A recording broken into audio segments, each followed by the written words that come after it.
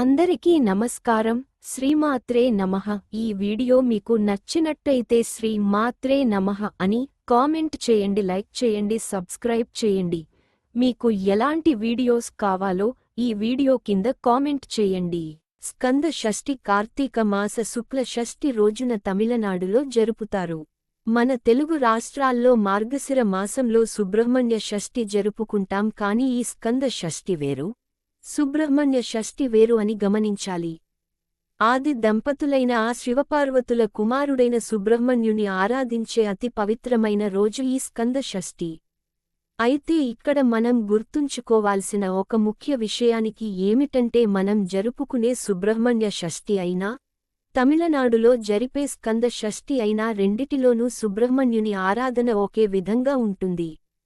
అంతేకాదు, ఏ మాసంలో అయినా షష్ఠి తిథి రోజున ఇలా ఆరాధించడం అత్యంత ఫలప్రదం. శ్రీ సుబ్రహ్మణ్య స్వామి వారి జన్మ వృత్తాంతాన్ని క్లుప్తంగా తెలుసుకుందాము. తారకాసురుడు అనే రాక్షసుడు ముల్లోకాలను భయభ్రాంతులకు గురిచేస్తూ లోకకంటకుడుగా ఉన్నాడని దేవతలు అందరూ బ్రహ్మదేవునికి మొరపెట్టుకున్నారు. ఈ తారకాసురుడు అమిత బలశాలి, తపోబల సంపన్నుడు. ఈశ్వర తేజాంశ వలన సంభవించిన వాని వల్ల మాత్రమే మరణము పొందగలడు అని వరము కలిగి ఉన్నాడు. అందుచేత మీరందరూ ఆ మహాశివుని శరణు వేడి, ఆయనకు మరియు హిమవంతునకు పార్వతీదేవి రూపమున జన్మించిన సతీదేవికి వివాహం జరిపించినా వారికి కలిగే సంతానము ఈ లోకకంటకుని సంహరించగలడు అని సెలవిచ్చాడు.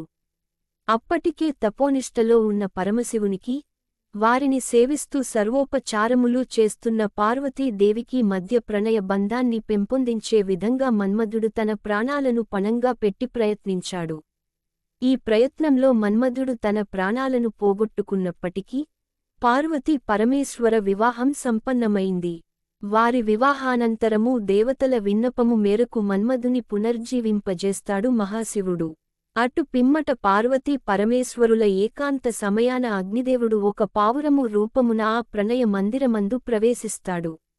అది గ్రహించిన మహాశివుడు తన దివ్య తేజస్సును అగ్నియందు ప్రవేశపెడతాడు. ఆ శక్తిని భరించలేక అగ్నిహోత్రుడు ఆ తేజమును గంగానదిలో విడిచిపెడతాడు. గంగానది తనలోకి చేరిన ఆ తేజమును ఆ సమయంలో నదీ స్నానం ఆచరిస్తున్న షట్కృత్తికలనబడే దేవతల గర్భాన ప్రవేశపెడుతుంది. ఆ రుద్ర తేజమును తాళలేక ఆ దేవతా స్త్రీలు రెల్లు పొదలయందు విడిచిపెడతారు. ఈ 6 తేజస్సులు కలిసి 6 ముఖాలు కలిగిన దివ్య బాలునిగా ఉద్భవిస్తాడు. 6 ముఖములు కలిగిన వాడు కావున షణ్ముఖుడు అని పిలువబడతాడు. ఈ విషయాన్ని తెలుసుకున్న పార్వతీపరమేశ్వరులు ఆ బాలుని కైలాసానికి తీసుకుని వెళ్లి పెంచుకుంటారు. ఈ బాలుడు గంగా గర్భంలో తేజోరూపంలో ఉన్నందున గాంగేయుడు అని, షట్కృత్తికలు పెద్ద చేసిన కారణాన కార్తికేయుడు అని, 6 ముఖాలు కలిగి ఉండటం వలన షణ్ముఖుడు అని, గౌరీశంకరుల పుత్రుడు అయిన కారణాన కుమారస్వామి అని పిలువబడతాడు. ఈతడిని దేవతల కోరిక మేరకు పరమేశ్వరుడు శూలం, పార్వతీదేవి శక్తి మరియు ఇతర ఆయుధాలను అందించి సర్వశక్తి సంపన్నుడిని చేసి దేవతలకు సర్వసైన్యాధ్యక్షునిగా చేస్తారు. దేవసైన్యానికి సైన్యాధ్యక్షుడైన ఈ సుబ్రహ్మణ్యుడు తారకాసురుడనే అసురుడితో రకరకాలైన శక్తులతో మరియు రూపాలతో పోరాడి సంహరించాడు. యుద్ధ మధ్యలో సర్పరూపం దాల్చి రాక్షస సేనను చుట్టుముట్టి వారిని సంహరించాడు. ఆయన రెల్లుపొదలలో జన్మించడం చేత ఆయనను శరవణభవుడు అనే పేరుతో కూడా పిలుస్తారు. ఈ సుబ్రహ్మణ్యేశ్వరుడు తారకాసుర సంహారం అనంతరం బ్రహ్మ పట్ల తన అహంభావాన్ని ప్రదర్శించడంతో అతని తండ్రి అయిన ఆ మహాశివుడు హెచ్చరించాడు. ఆ తరువాత తన తప్పు తెలుసుకుని కఠోరమైన తపస్సును చేస్తాడు. శరీరంలో కొలువై నిద్రాణమై ఉన్న కుండలిని శక్తిని మేల్కొలిపి సమస్త దుర్గుణాలను జయించాడు. ఆయన మహాకఠోర తపస్సాధన వలన సహస్రాకారం చేరుకుని బుద్ధిని వికసింపజేసుకున్నాడు. స్వచ్ఛమైన మనసు మరియు వికసించిన బుద్ధి కలవాడిగా మారిన కారణంగా ఆయనను సుబ్రహ్మణ్యుడు అని పిలుస్తారు. తారకాసుర సంహార సమయానికి ఆయన బ్రహ్మచారి. అటు తర్వాత శ్రీ మహావిష్ణువు కోరిన కారణంగా ఆయన వల్లి మరియు దేవసేనలను వివాహమాడెను. ఈ స్కంద షష్ఠి నాడు నాగ ప్రతిమలను మరియు సుబ్రహ్మణ్య స్వామి ఆలయం దర్శించుకుని ఆయన ఆరాధన చేయడం మనం చూస్తూ ఉంటాము. స్కంద షష్ఠి పూజా విధానం. స్కంద షష్ఠి నాటి ఉదయాన్నే శుచిగా స్నానమాచరించి ఎటువంటి ఆహారమూ తీసుకోకుండా తడి బట్టలతో సుబ్రహ్మణ్య ఆలయ దర్శనం చేసుకుని పువ్వులు, పళ్ళు మరియు పడగల రూపాలను స్వామికి సమర్పించవచ్చు.